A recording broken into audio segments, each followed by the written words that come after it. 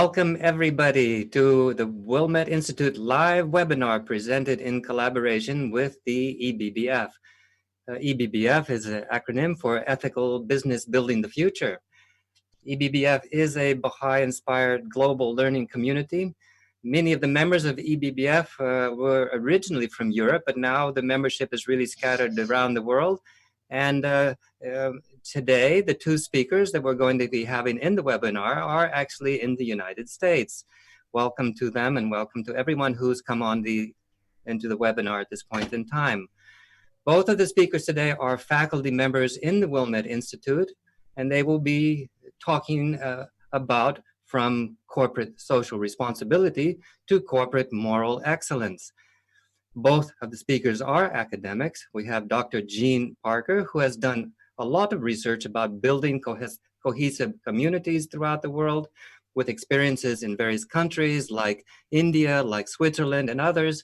And then we have Dr. Nabil Elias, was born in Egypt and came to the United States on a Fulbright grant.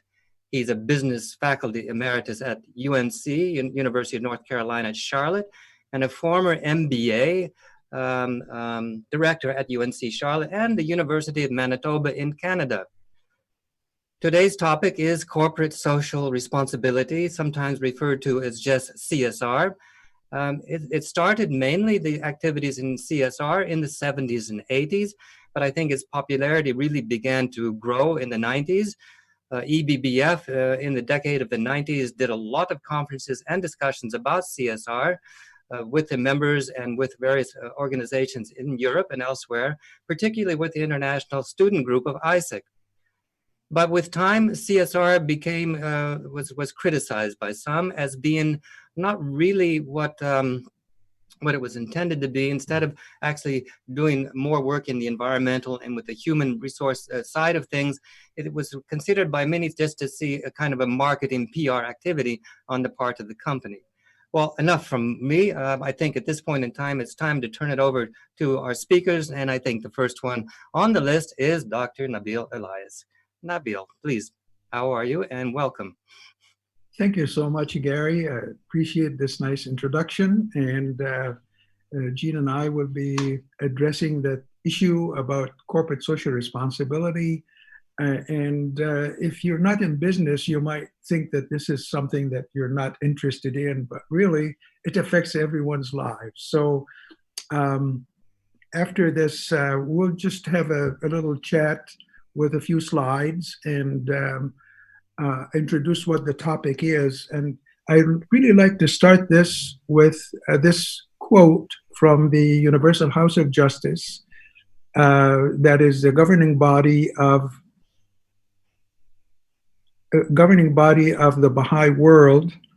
In a message in March of 2017, they sent a message that's fairly extensive about the economic life on this planet.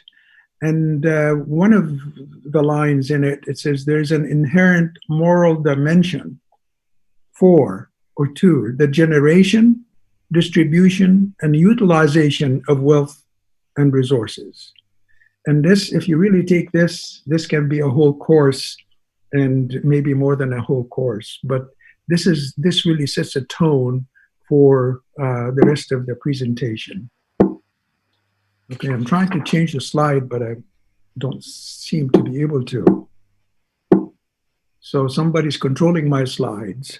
I don't know who, but I'm able to change a slide.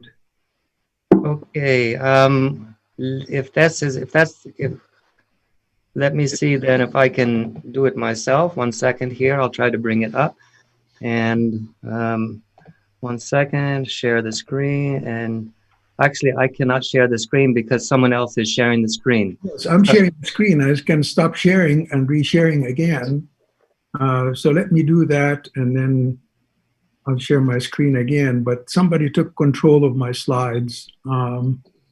Okay, so this is the... Okay, I'm controlling the slides now, Nabil. The next slide after this one? Okay. Yes. So the question is, so what is CSR or corporate social responsibility?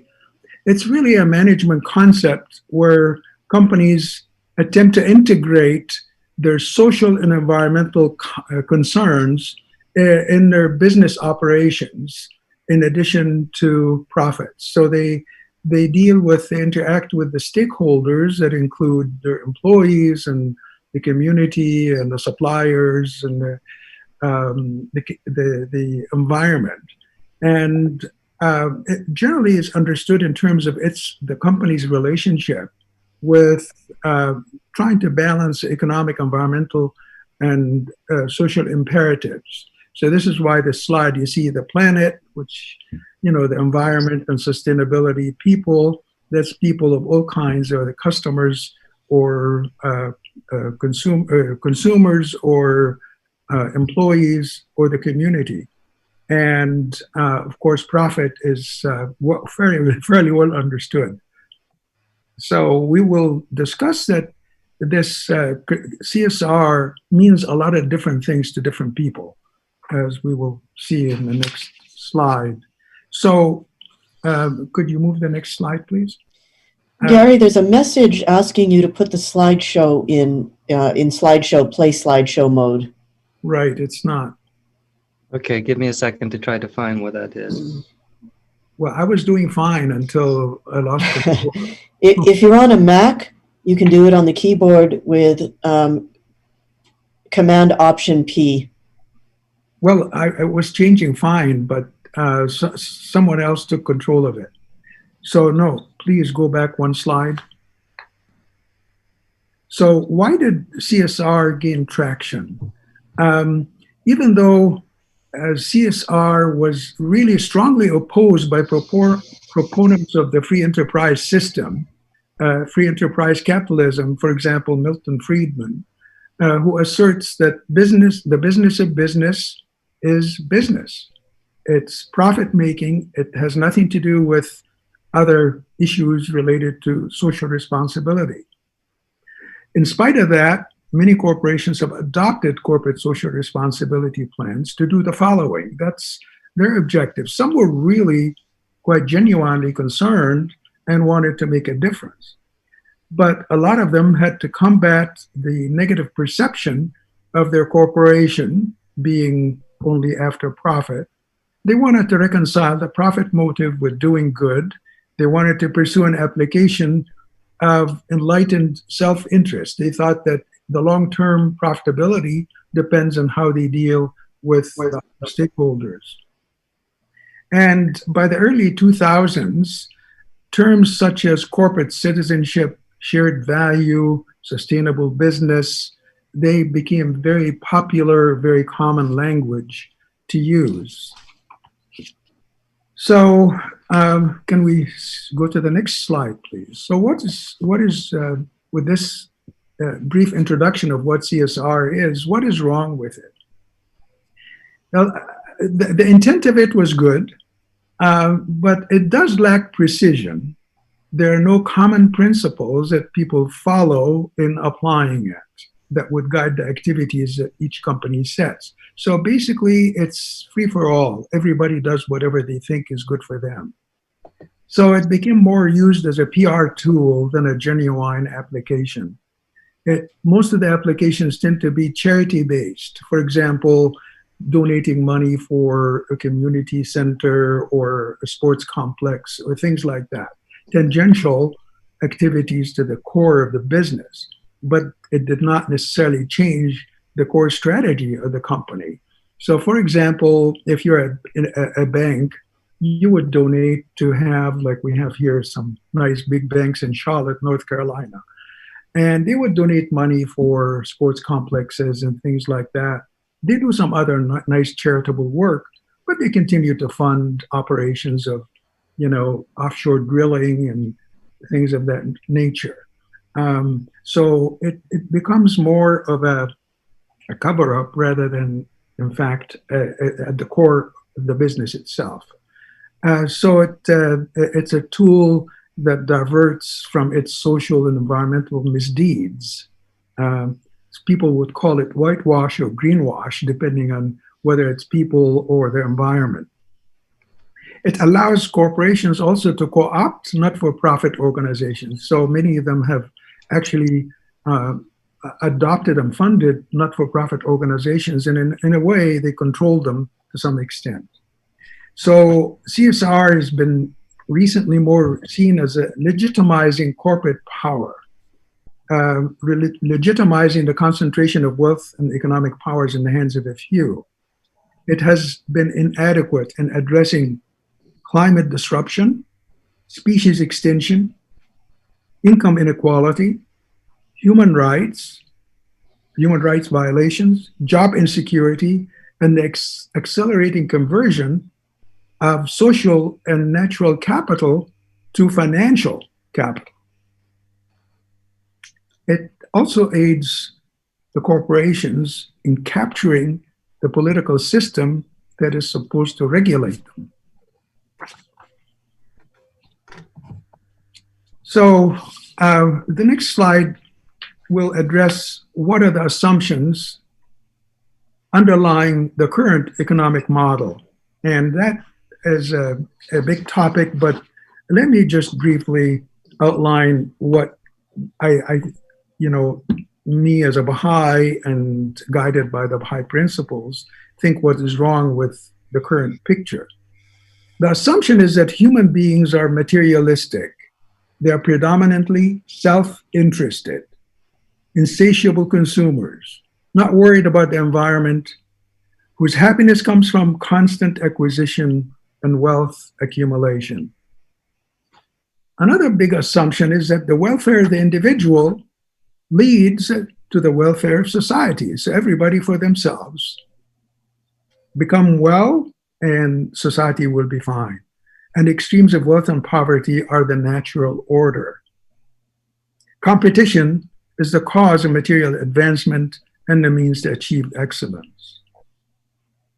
So that's in general the assumption of the current economic model. So where do we go from here? Is the next slide, please. Where do we go from here?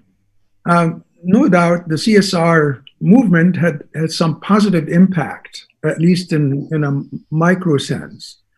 But some see the harm of giving license to corporations to legitimize the vast corporate powers.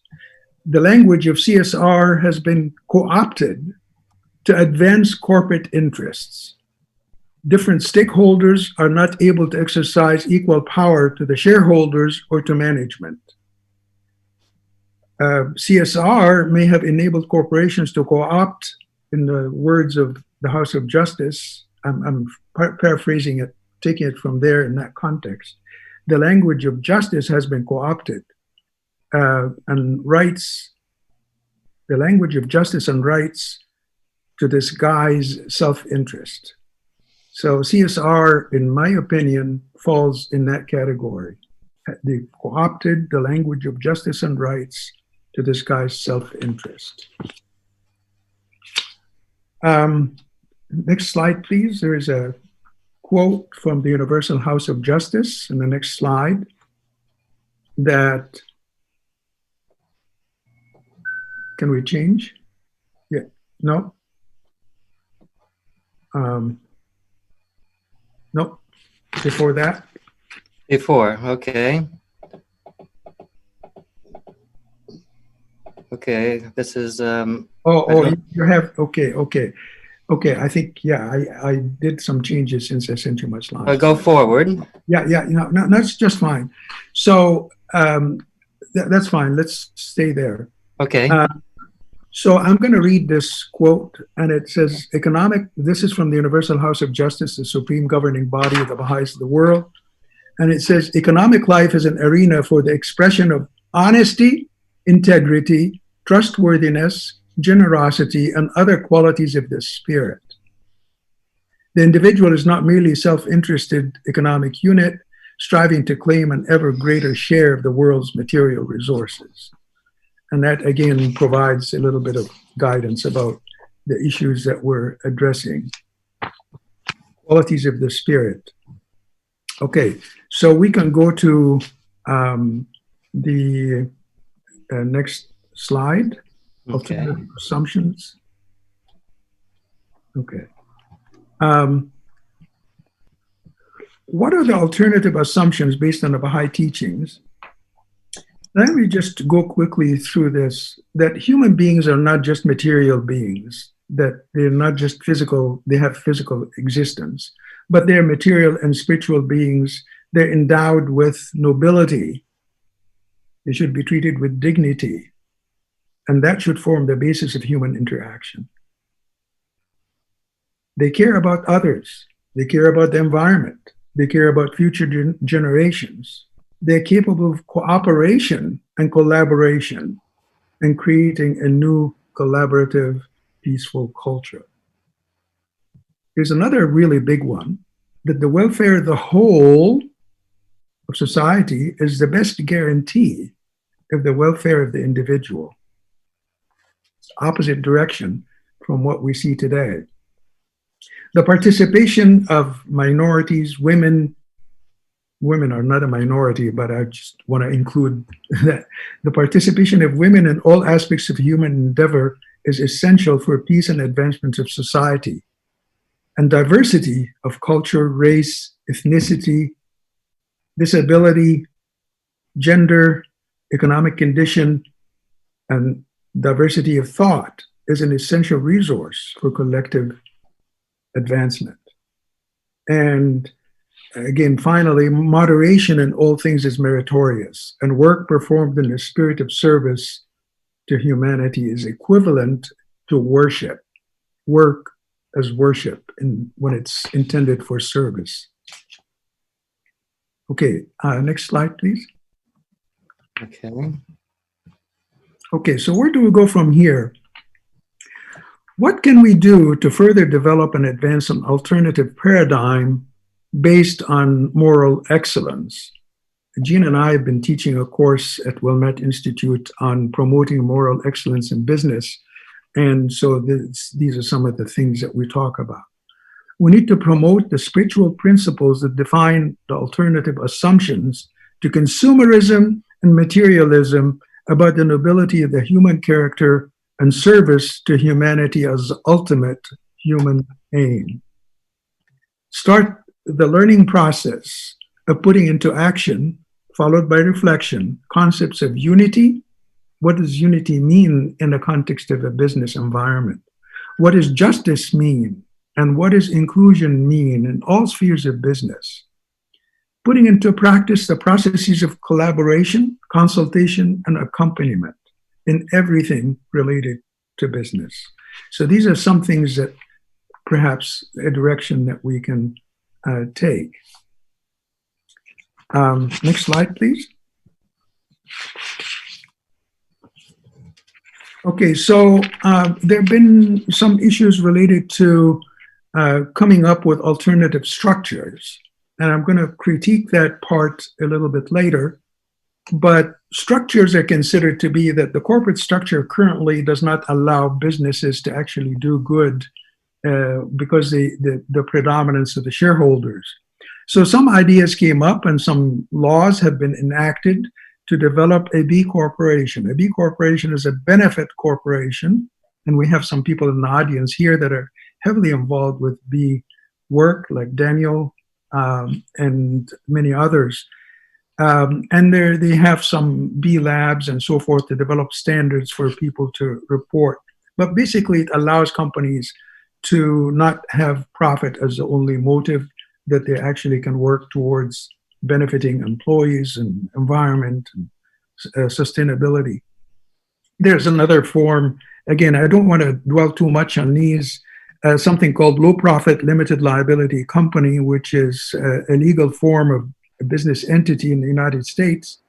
About 36 states have allowed laws for the B corporation, and about a dozen states have allowed for L3C, the low profit limited liability company. These are just legal forms to help them achieve their objective.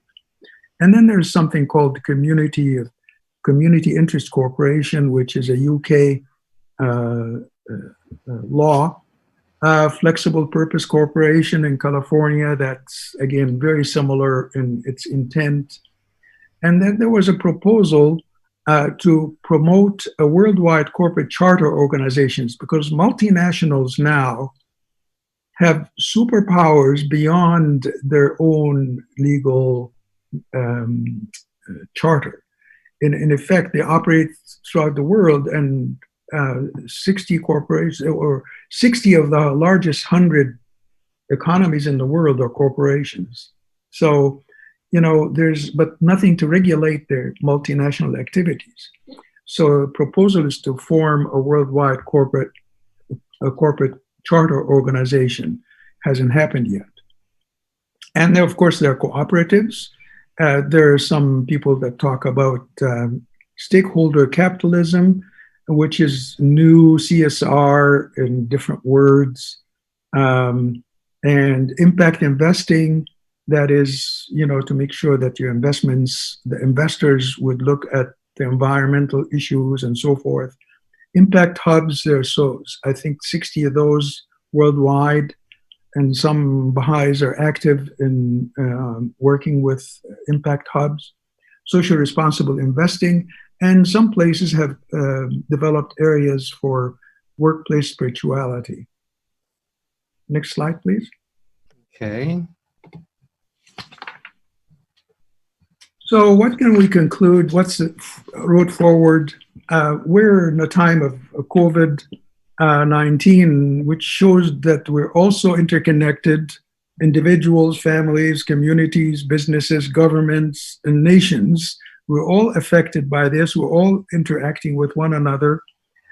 So we have to look at some of the topics that we had in the past couple of weeks had to do with the need for worldwide organizations to help cooperate and develop international peace. The extremes of wealth and poverty, lack of economic, educational, healthcare opportunities have been surfacing to the front. Systemic racism, the lack of gender equality, they're all not unintended consequences of the current economic and business system. In fact, they're the product of a system, the very intention of which is based on greed and self-interest. Every step that we take should be examined, in the words of the House of Justice, the Universal House of Justice, as employee or employer, producer or consumer, borrower or lender, benefactor or beneficiary. Every step we take leaves a trace, and the moral duty to lead a coherent life demands that one's economic decisions be in accordance with the lofty ideals that the purity of one's aims should be matched by the purity of one's actions to fulfill those aims. And while there are alternative structures and ways to go about this to create a more just, peaceful, prosperous, and sustainable world, the success of all these structural ideas requires a fundamental transformation of our mindsets and our hearts. It requires a fundamental transformation about human nature. The world is poised to embrace these moral and spiritual principles emanating from the Baha'i Revelation. Our job is to share widely and participate actively in this inevitable transformation. And these are my concluding remarks, and I turn it over to Jean. Certainly. Thank you, Nabil. A very, very good presentation about this.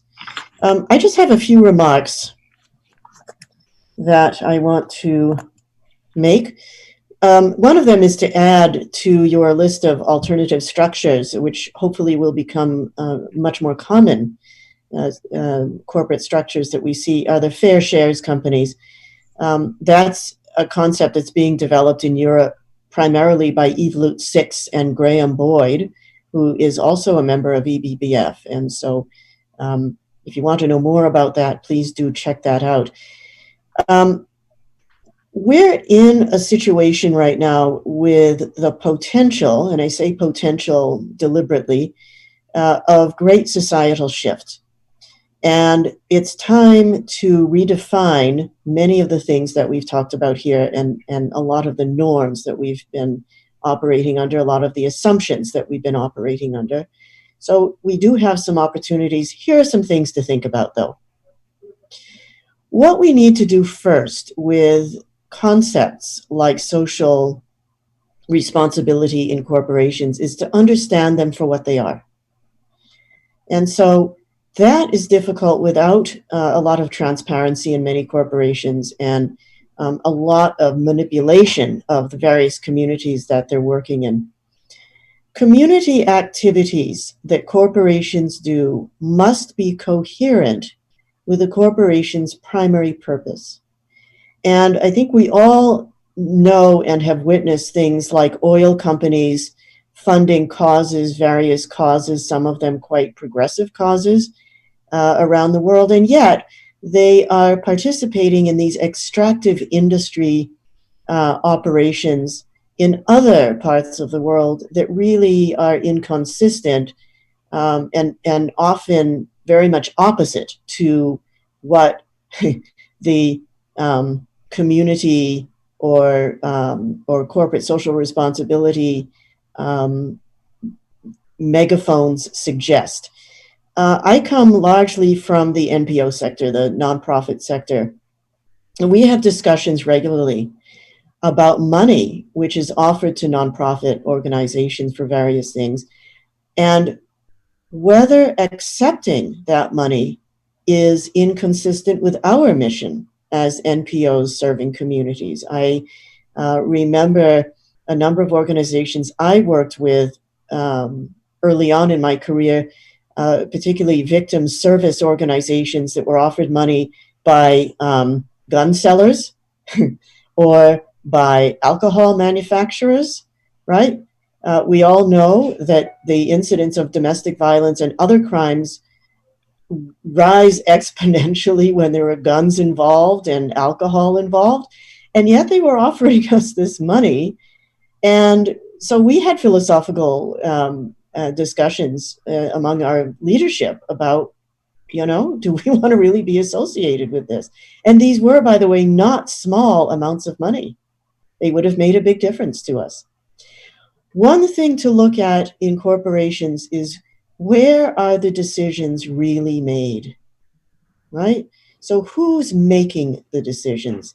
It's not usually the CSR folks, unless that corporation has made a genuine commitment to community involvement and giving back to its communities, whether they be local or global communities. An example of that has to do with a colleague of mine who was asked to be on the board of Nike. Now, this was an environmentalist. This was someone who was very much a human rights activist. And he was invited to be on the board of Nike at a time when they were under scrutiny for having very questionable and abominable labor practices in East Asia at that time. And, they offered him all kinds of things. One of them was that they would fly him here and there, and he could go and do his other philanthropic or community involvement activities. So on one hand, they're saying, well, you're on the board of directors of this organization that's under investigation for really awful practices, but we're going to make it possible for you to also do your activist activities in various places. And they got him. After a while, he was talking about how responsible practices they had and all of that. And that was exactly their intent. So I'm going to end there, and we'll move on to questions. Okay, that's good, because the questions are coming in. And so some of them are rather long and complicated, but I think that's great that we have these questions. Because I think, well, just from my point of view, CSR, when it first started, I think many of us had great hopes that it was really going to do something positive to reorient the business to be more aligned to environmental issues, to human issues, to various issues that would be more on the moral spectrum. But the question, it seems to be that the original intentions of CSR didn't really come about. Okay, but let's see if we can find a couple of questions from the audience. We have one from Quanta. Some of you may know who Quanta is, and I'll read it for you. How do the corporations balance the interest between shareholders and stakeholders within the principles of economic justice?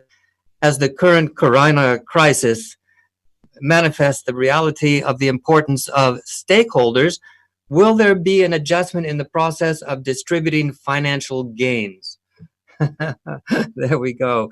Yes, an easy one, right?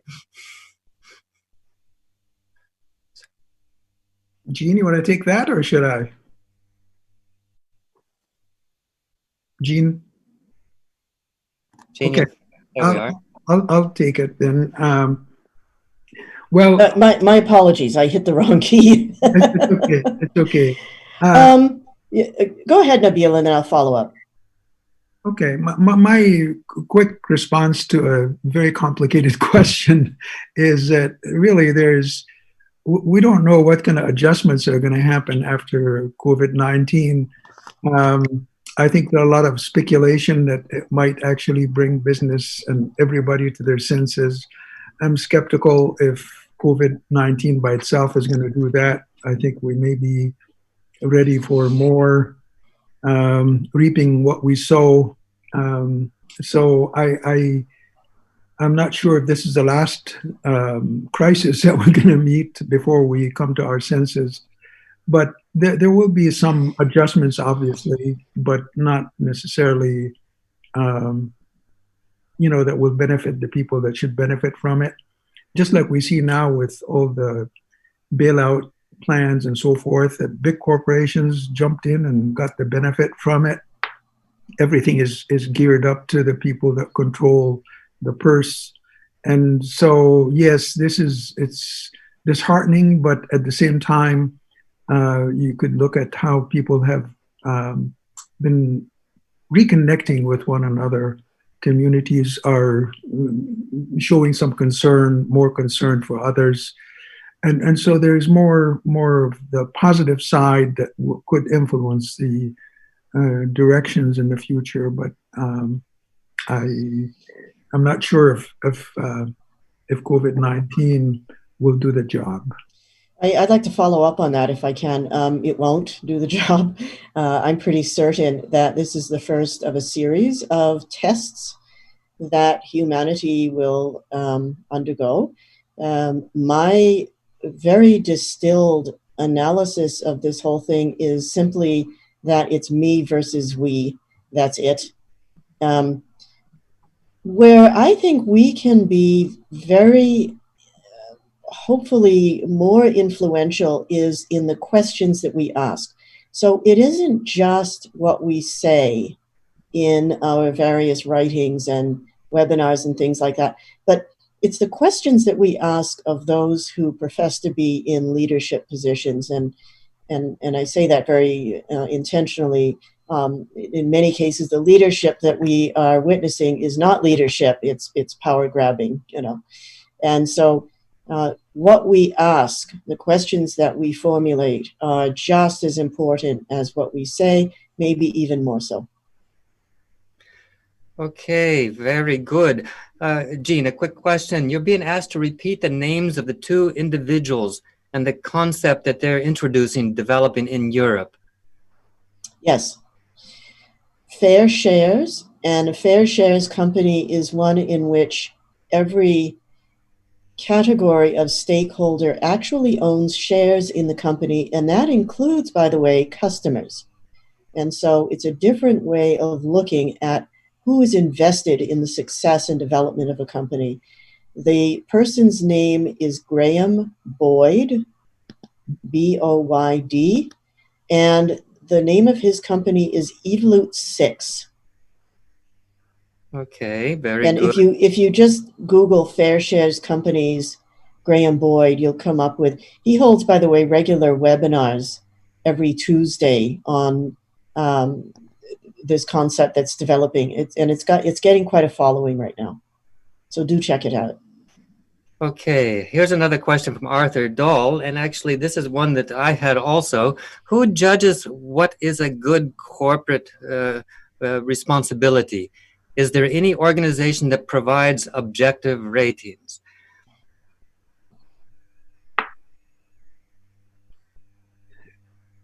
There are, I actually worked on some of these standards in the with the Canadian Institute of Chartered Accountants to develop standards for financial reporting with CSR.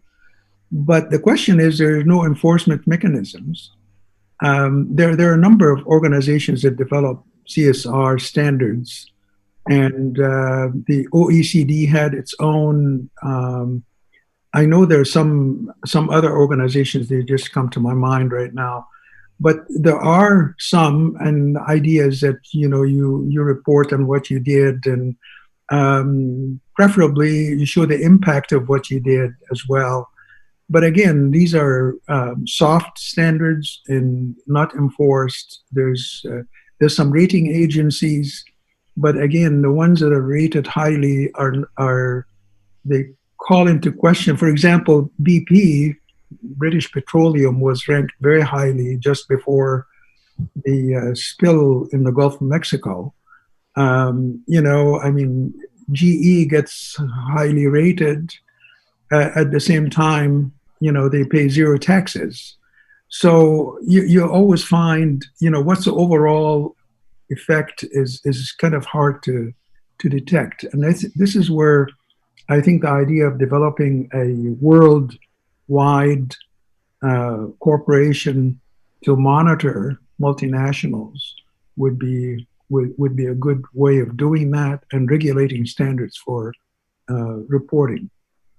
There's also, if I can just follow up a little, there's also the tendency to segment corporations and assessment of performance of corporations. And so, we'll find a corporation that performs very well in community contributions, and they have lots of foundation giving and all of that.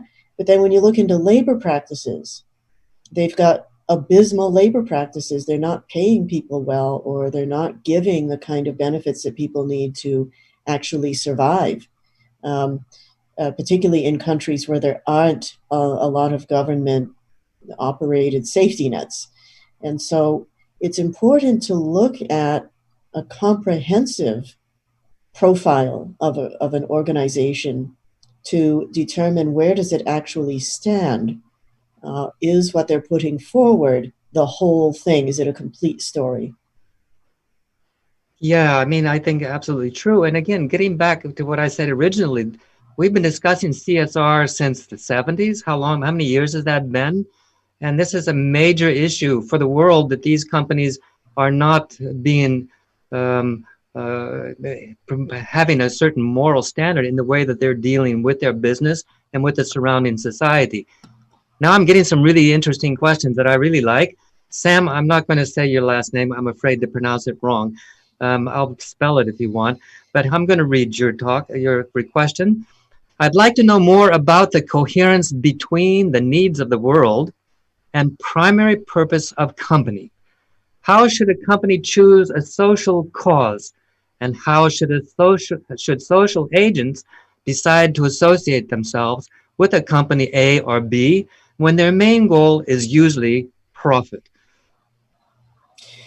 I think one way to do that is very careful strategic collaboration on the part of community groups and nonprofits, and to begin to influence the activities of corporations. And you'll find out very quickly who is open to truly integrating their philanthropic work or their community work with you, by, again, where the decisions are made and how who actually attends those meetings.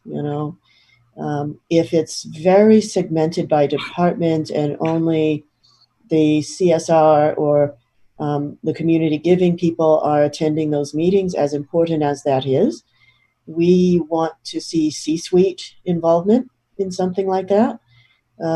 We want to see true commitment, both in time and money, and and also the things that are hard to measure. Commitment, change in organizational culture to support activities like that. We want to see some of those things. Yes, for sure. Um, the There's another person who made a comment about the need for education, and I think here the question in relation to the last question would be, people need to understand that certain business activities are actually leading the world to a very unsustainable place. Okay, but anyway, we turn to another question from Dan S. Enslow, and two perspectives, he writes. It's a little bit long, but I'll read it and hopefully you'll get it okay. The importance of the individual protagonist in terms of deep personal transformation. How people need to personally rise above self and passion based early childhood animal instincts in order to be able to govern, manage effectively. How do we do this and train others to do this? I'll stop there because there's a second part of this. Mm. Well, a lot of people start their own companies or their own organizations because they cannot any longer associate themselves with organizations that they know are extractive and are, as you say, moving toward a bad place in society. And moving toward, I don't know, we're already there. So, and so you find a lot of entrepreneur activity going on with people who cannot align themselves with that anymore. There is a pushback in corporations a bit. It's as we say, a process. The predominant form of business, of course, is still the takeovers, the extractive industries, corporations that are more powerful than many governments. But there is pushback. There are a significant number of people who are saying enough.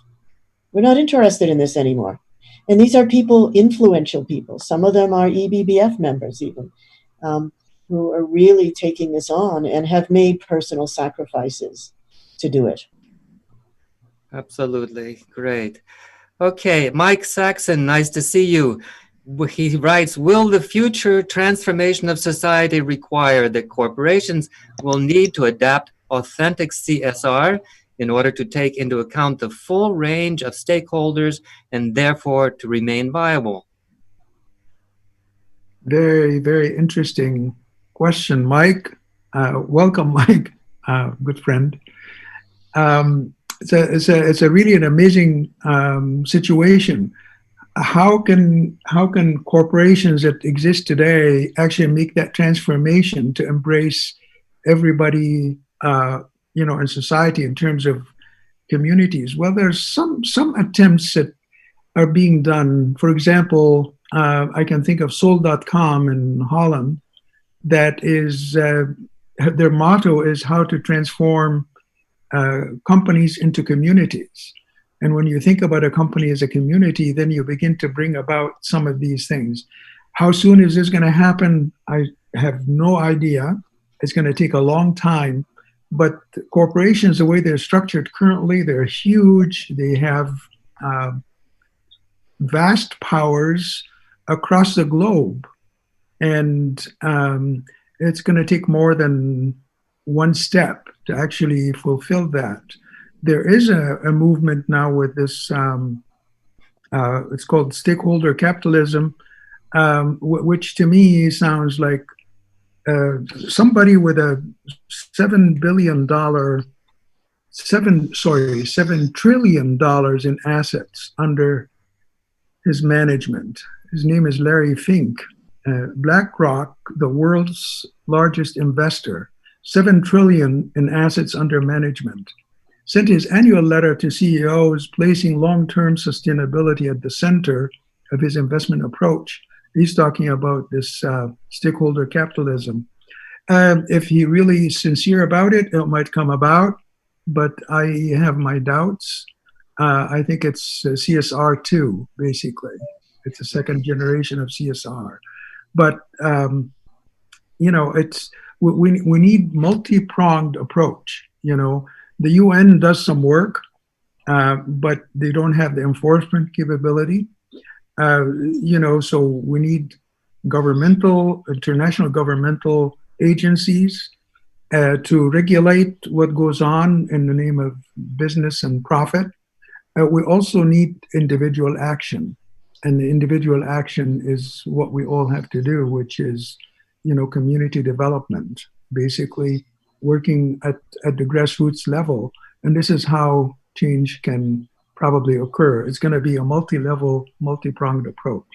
I'd like to address another aspect of this too that we haven't spoken about yet, and that is the PPP, the public-private enterprise that's often formed between government and corporations. Well, guess who gets left out of that often is civil society and the NGOs that represent communities. And so these collaborations come in with all kinds of assumptions and all kinds of agendas without asking the people in the community, what do you guys think? Right? Is this okay? Do you have another idea? So there's no collaboration there, really, with NGOs and civil society often. And that's a huge mistake. Yes. I received not a question from someone in David Menham. He's quoting the Universal House of Justice, and he's saying, there is no justification for continuing to perpetrate structures, rules, and systems that manifestly fail to serve the interest of all peoples. This was back in 2008. That's over 10 years ago, friends.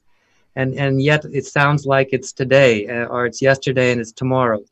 So, Arthur Dahl is talking along a similar idea. So he says, a quote, again, where Abdu'l-Baha said that trust, meaning in this case, large corporations in a monopoly position, would no longer exist in the future. Well, that's positive news, isn't it? That these large corporations aren't going to be around any longer. But the question that Arthur has, how do we get from here to there? You know what? I think we're entering the time of experimentation.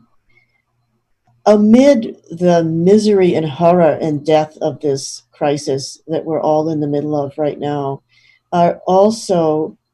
is also great creativity and great redefinition, and really looking and reflecting upon what we've done.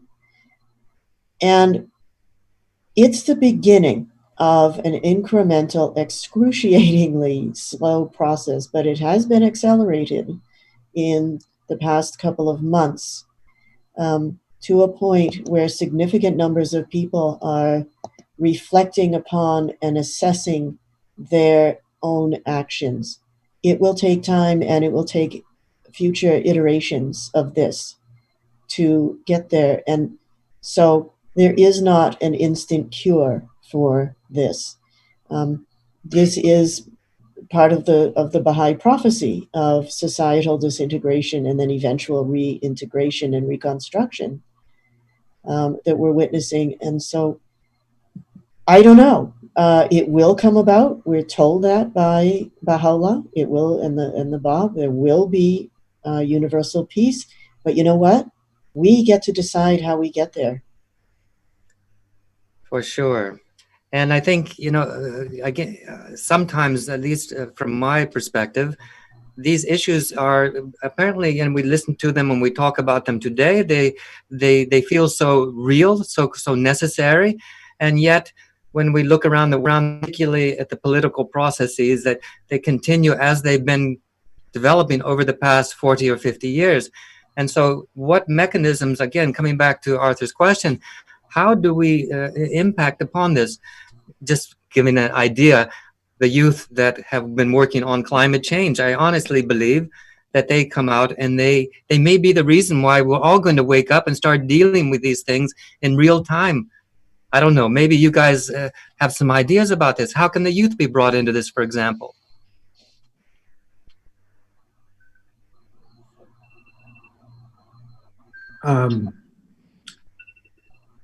It's not clear to me how the youth will be brought into the corporate boardrooms, but we've seen examples of those young people, especially that young lady from Sweden. Was it Sweden? Yeah. That Greta Thunberg. she won a Nobel Prize for what she's doing, and she's galvanizing a lot of young people.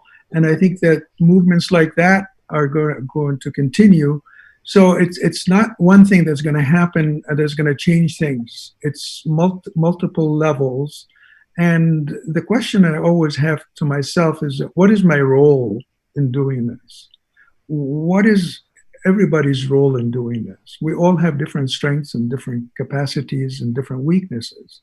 And if we recognize what our issue is, we, what our capacities are, nothing should take away our vision from community development.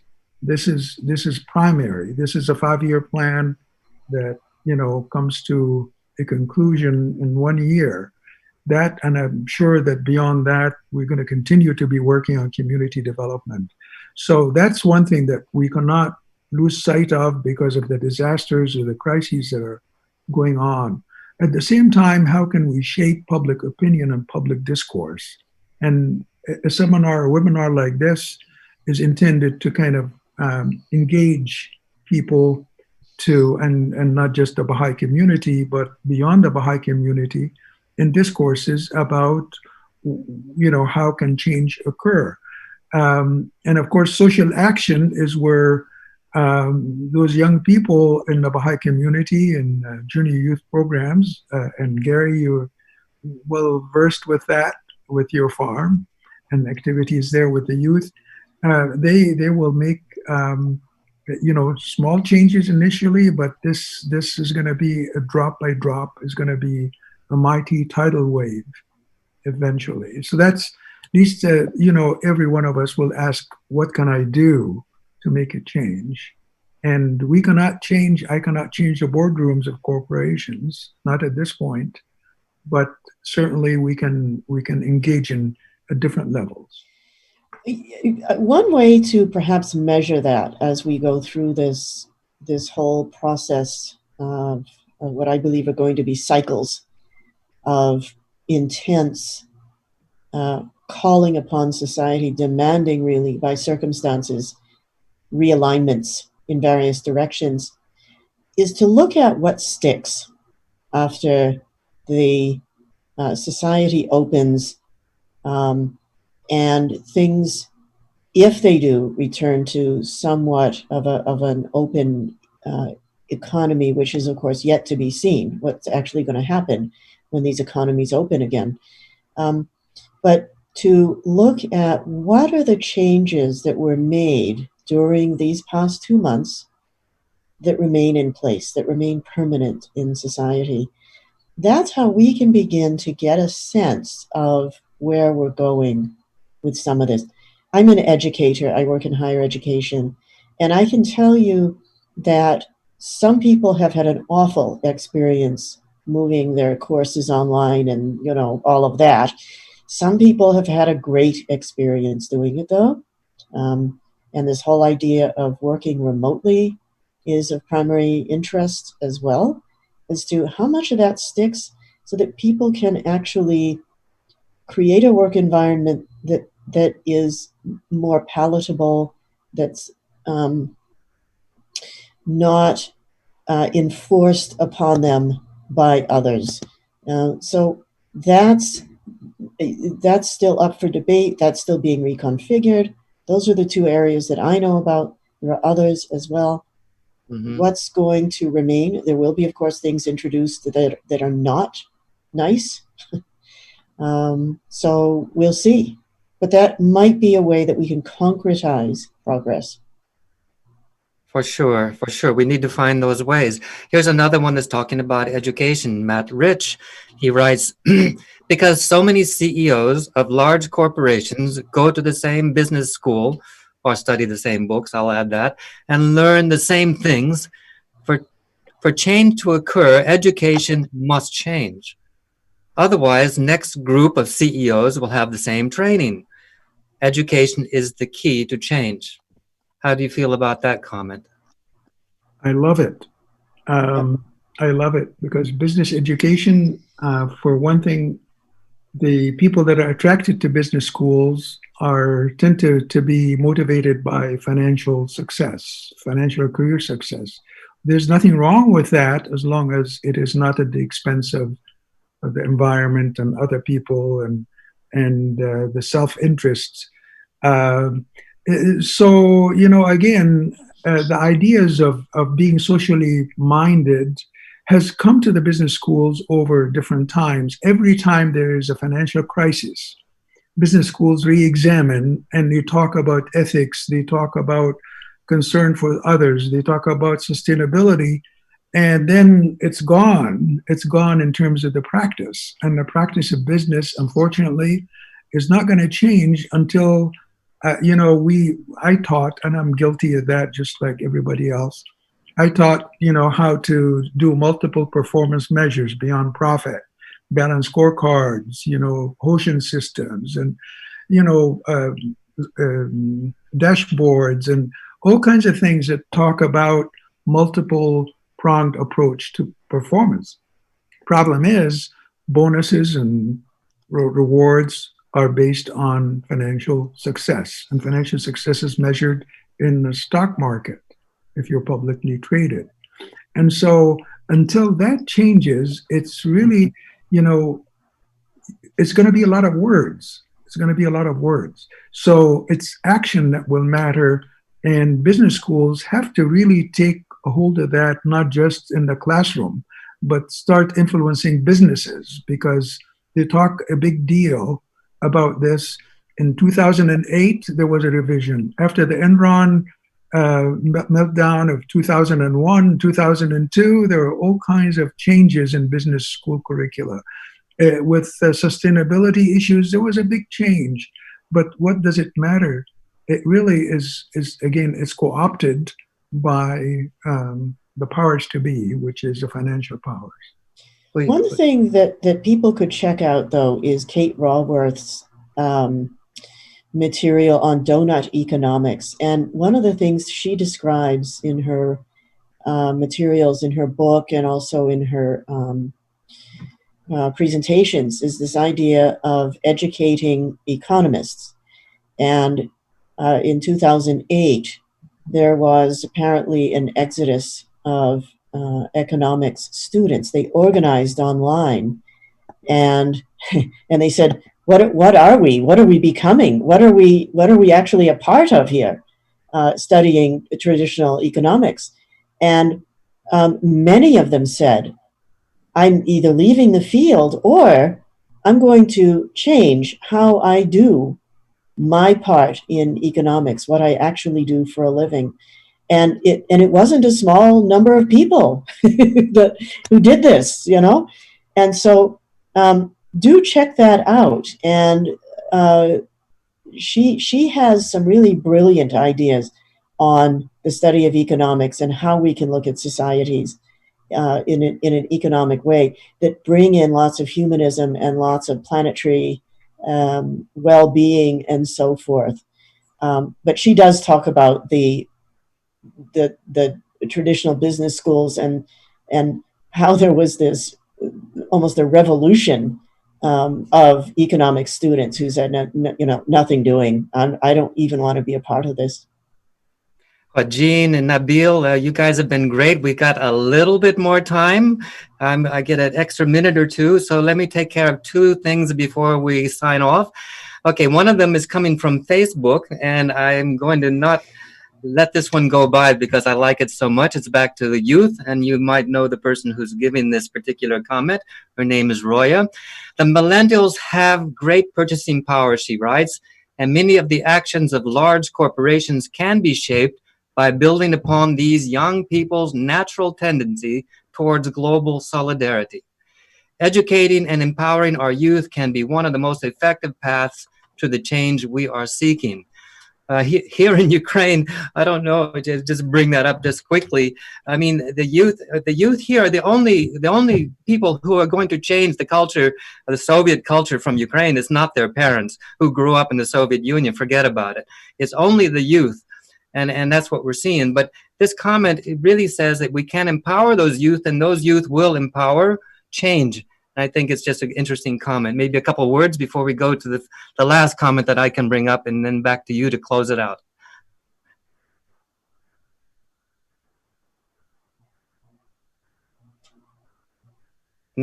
Nabil, your microphone.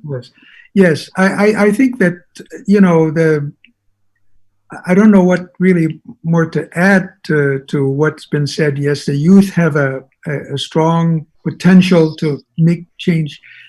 Youth can change the world, and they are changing the world. Before we have to capture them, before we have to get them to really do something, before they get older and give up on the world. You know, we've seen that through generations where people will take so much action, and then, you know, you wait until another generation rises. But I think that the youth of today, they seem to be so poised. They've been through quite a bit, actually. They lived a relatively easier life than their parents, but they're gone through quite a bit. And I think with what's going on today, we need to, they have so much goodwill, and they care so much about the environment. And so if we can work more with youth, and I wish I can, working more with youth to help them, to accompany them to make changes, that would be wonderful. But again, I go back to the question concluding, what can I do, is the question that I think every one of us has to address, and my answer may not be appropriate for anybody else's answer. My role, I think, is in discourse. I like to continue with public discourse on business and economics and environment and so forth, but also to take a part in community development through the core activities that Baha'is share. Thank you. I'd like to give an answer to that. As people who've taken my classes know, I like actionable steps. Number one, educate yourself. Number two, educate the youth around you, whether it's getting a bunch of them in your house and looking at presentations, making plans, and facilitating discussions among them about what can we do. And then number three, make that discussion worldwide and global without dissipating it, without diminishing the local effect, right? So this is a local job in many ways. Yes, there's obviously a huge global transformation that needs to take place, but local is where it's at. And so get them to sit down and watch this webinar if you like it. If you don't, find another one that you like better. You know, and explain to them, this is an opportunity for you guys to get involved and to become engaged. Find groups that are already working either on the core activities or on something else that are already engaged, and get them, facilitate them in bringing in more youth, because they have those relationships, and a lot of those are online relationships. But do not forget the people who have no connectivity. You know, almost 50% of the world still does not have any viable internet or any internet at all. And so those people we cannot leave behind in this. I hope that's enough for now.